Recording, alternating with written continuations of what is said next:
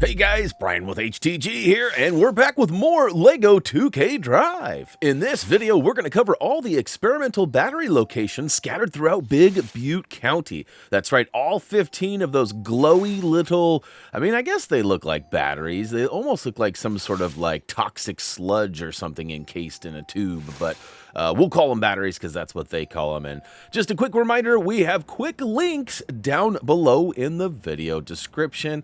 Here we are in Big Butte County, right in the centralmost garage. Feel free to fast travel there if you're not already sitting here waiting. And our goal is to actually go up straight north, up in this squiggly hillside area. I believe it's called Mount Infinite. Infinite, I think is how they spell it. But our first one's going to be right here along the main path. So we're going to turn around and follow the main road in town, hang a left, and then right by the old clucker here, the big chicken, we're going to take a hard right onto a dirt road. Now, vehicles are totally up to your preference in which one you want to use. However, I did find that there are a couple of batteries that are floating in the air that require some jumping.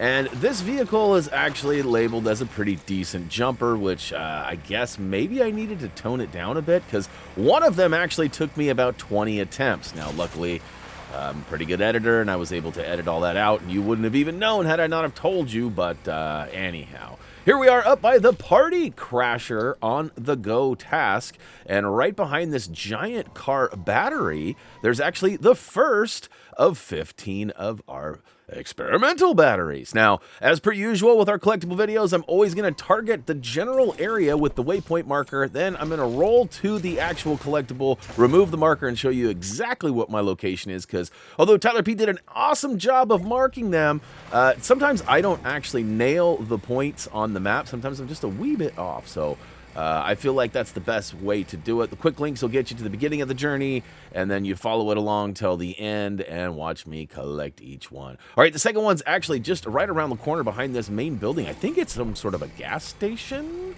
something like that. Some sort of a car shop, I guess, because there's a bunch of parts and like stuff out there. But all right, now remember the old infinite loop over here, the old infinity symbol, the 8? There's a bunch of stuff, well, they're crystals from the weeds we mowed down already, but right next to that, inside this fence line, is going to be the experimental battery number 3. Easy for me to say. All right, we're going to make our way over to the dirt road and sort of keep looking up at the top here. We've got another one of these like repair shops, and right behind it, actually on the side of it, it tucked into one of the bays, is going to be number 4. Now, there's a lot of zigging and zagging here. These batteries are all slammed pretty close together, which makes it nice. I mean, normally I'd complain and be like, man, I wish they would have put these a little closer or something. But they actually did for once. So props to 2K and, what is it, Take-Two, I think, is who's responsible for this. I should know that by now. All right, the next one's actually right down below. It's sort of in a pit. I marked it very poorly. But in between, well, you can see there's a little crater here in a crashed space vessel. And, well, it looks like the vessel has puked out one of our batteries. So we'll take that. Thank you very much.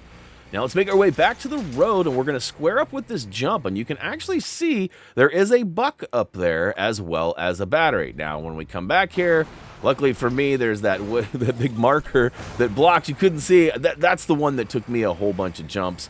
And I found that boosting and hitting the jump before the crest of the peak of the actual ramp is what got me there in this vehicle. But I was jumping over it, jumping under it, jumping to the left of it, to the right of it. I was pretty bad. And like I said, good thing I'm a decent editor that I was able to get that out of there. Get out of here. All right, next one is actually right up top next to these giant tanks. I'm not exactly sure what they're storing in these, but they look like giant water tanks.